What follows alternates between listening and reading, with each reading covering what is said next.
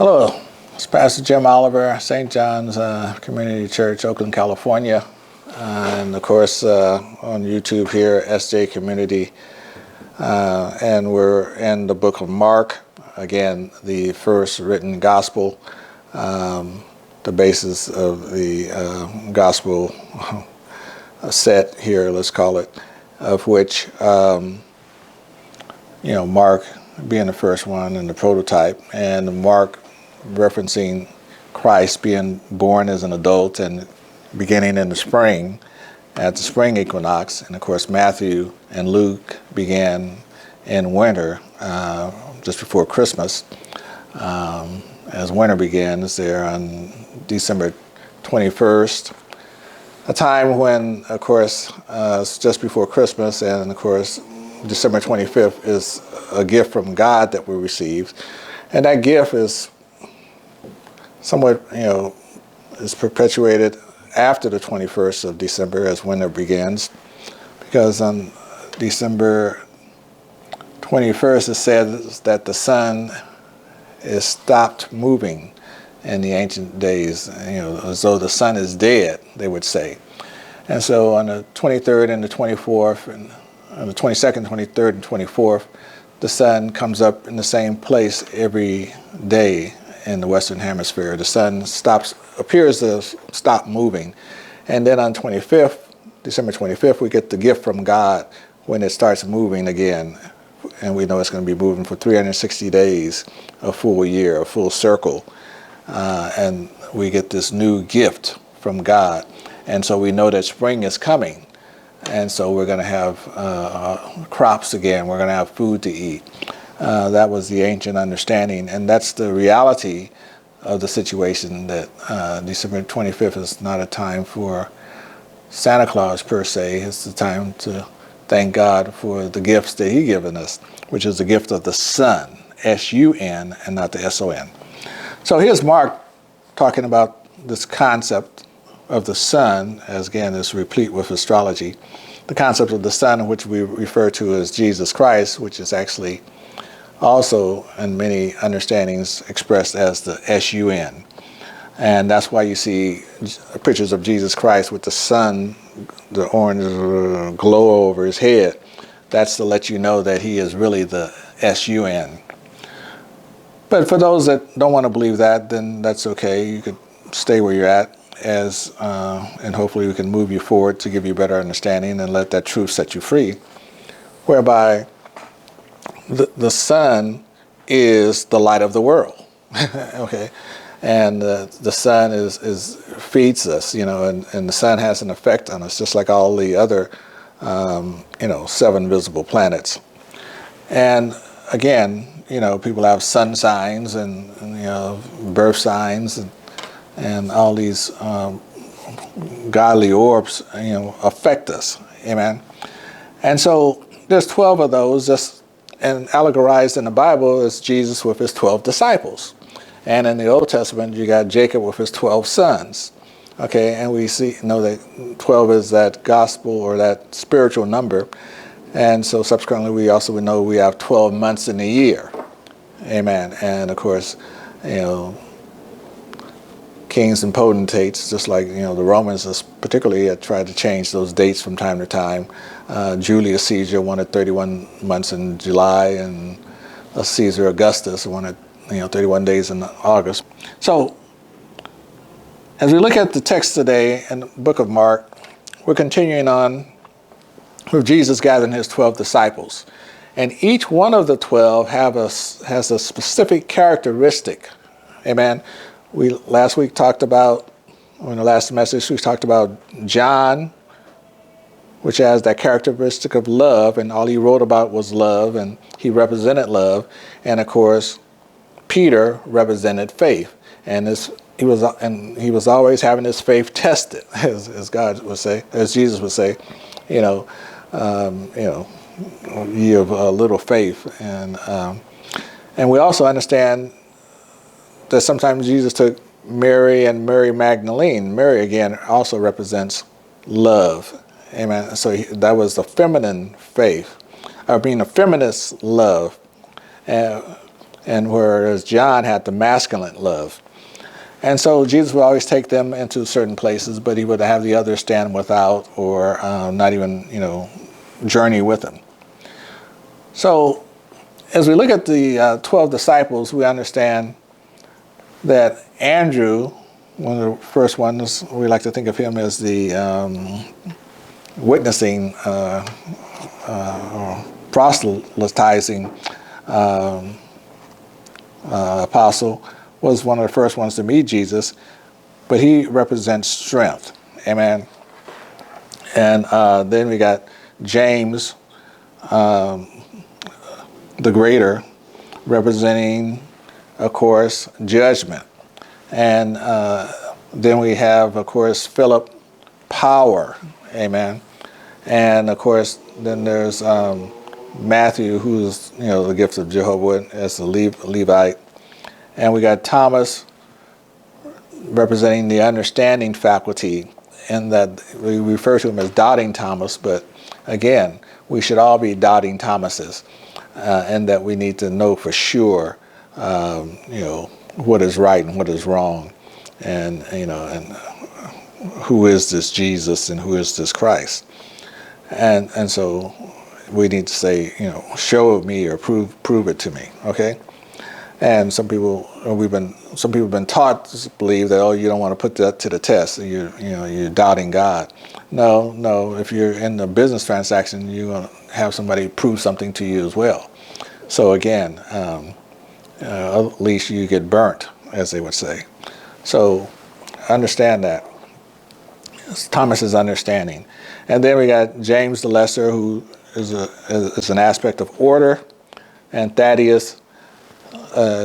That who we have to understand has the faculty of elimination, whereas there's certain things we have to eliminate in our life, and just like there's certain places in our body where we eliminate things, and all these are well understood, or once you're able to understand them, once they're broken down to allegories, because that's the reality that God has created for us. God is so good, he's so great, so loving, and it's so clear. You won't have doubt once you get the truth, and so it's never a thing about, well, why did God call this, why did he call it that? It's just like music, or it's just like math, those languages and sciences that are so perfect. God made them so perfect. If you got one over here, you got 1 and 1 is 2, so to speak, and so it's always going to be 2, And it's going to be an exact law, and God has created exact laws for our understanding. We just have to get to where we understand it and we know it for ourselves. So again, man started out well by trying to teach us up to the 12th grade, but then we kind of got off track in that he was trying to, too many people were trying to be programmed or cast into certain type of professions or occupations, based upon where they were living or what type of a person they were. But we're doing ourselves as a human species injustice by not allowing every child and every person to excel. As Martin Luther King would even say, let us all develop our character, and then we should be judged on the content of our character, because otherwise we're going to have people of a high caste or whatever the case may be.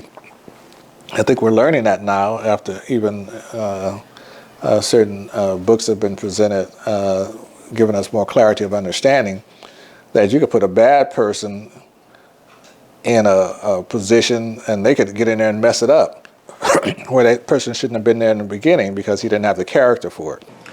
And we see that with the stalemates that are evident in places like Washington, D.C. and many other governments. You just get, or you get a president, you just get the wrong person in there, he's going to mess everything up. And some people aren't qualified for those positions, no matter who his parents are or whatever deals they make. So we go to school for 12 years. There's 12 aspects of our bodies, and we have 12 months, and we learn 12 times 12. And 12 is a spiritual number, and we understand that. And so previously it was 39 books in the Bible, 3 and 9 is 12. Now we got 66, 66 is 12. And so we're on the right plane. We're putting some things together correctly and keeping them there, but too many things we're allowing to get out of hand. It's because, again, people aren't living right, doing right, being right. They're going for the money as opposed to going for a long time greatness or success for us as a people.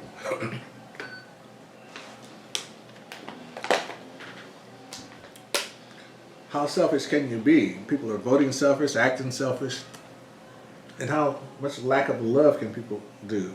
They don't realize that it's affecting them in an adverse way. They stop loving other people, they stop loving their family, and wonder why they have broken relationships. We have to understand our minds need to be, as it was described as the Jesus mind. We need to renew our minds and regenerate ourselves, and then allow our mind to become one with infinite mind, which is God. And so many are so far from there. They're not wanting to go there. They're just living in their, as and it said they would be living as beasts. They're letting these passions rule them. They're like Esau selling their birthrights for a pot of porridge or food or something, and just throwing it all in, trying to get some kind of artificial success. But if it said that you're going to have everlasting life, then, maybe that's so. But that's not everybody, because everybody's not going to live right. Everybody's not going to know what to expect when they leave this place. Everybody's job may not have been fulfilled. If you're not ready to graduate or to move up to the next level, you don't think you're going to get there. I don't care how privileged you may be or how much money you got, you're not going to make it. It's unfortunately the rules that man is allowed to exist here on earth are not going to be the same rules that the universe is going to allow you to move within. You're doing things now that many people should have learned that you don't get the same effect from yoga because your character is bad, or you don't get the same response from even alcohol that you drink or food that you eat because, again, you're rotten on the inside, So people need to understand that, what happens on this planet has an effect on you. I don't care how bold you think you are. I don't care how rich or privileged or white or successful or whatever else you might think you are. If you're evil and rotten, yeah. If you don't experience it in this world, then your children or your children's children will experience it. And you wonder why certain people get killed in accidents, or why people get killed in wars, or, what did that person do? Well, it may not have been what they did, it was maybe what their parents did. The Bible tells us this. And yet people overlook it, or they ignore it. They think it's not going to happen. And they still go out there and acting nasty towards other people, beating them down, policemen, brutalizing people with their authority, people, being greedy and all that. And they think that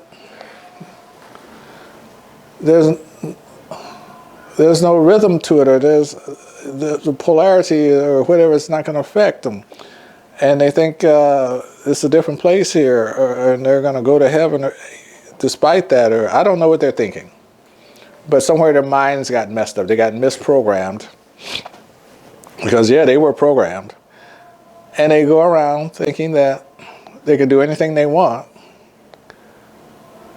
Or they can make laws to sanction, their evil doing or their wrongdoing, and that they're going to get away with it. And yet we're told and taught from ancient times that everything goes around. There's a cause for every effect. You might be on the right one time, but then you're gonna, get pushed to the left, or everything has to flow, or you're gonna, every word you come out of your mouth, you're gonna have to attest to it, or, You're going to pay for things. You're going to reap what you sow. And yet people are still not living right. So these stories in this Bible are that, the greatest stories ever told. But they're to teach you. But if you can't understand, then it's not going to do you no good. Or if we got the wrong kind of teachers, and I guess maybe many people want the wrong kind of teachers because they really want to hear what they want to hear. They don't want a good teacher. And so, or the teacher is teaching them, but they just refuse to listen. They may come to church to, pay their spiritual dues and even give money to the church, but they're not listening to what is said. And, subsequently they've altered this Bible, and trying to justify things, trying to say that certain people are cursed and they should be servants, or that's all mumbo jumbo. Man has messed up this world so bad he ought to be ashamed of himself. And he's allowed himself to be used by manipulators. Okay, he's allowed himself to be hoodwinked and bamboozled. All in the quest to become rich or a god, but you're already a god without knowing it. And some people can't accept that concept, but again, as we continue in these teachings, hopefully I'll be able to illustrate it to you. And that's why Jesus said, greater things that you're supposed to be doing than what he did. Amen? Thank you for watching. And again, we'll be streaming live here at SJ Community Oakland. Amen. We want to create a new community of believers. If you like these understandings and new insights into the Bible, please hit the subscribe button, and so you can be alerted as to when the new episodes will be out, so you won't miss any parts of the Bible as we continue to walk through for your understanding to make you a better person.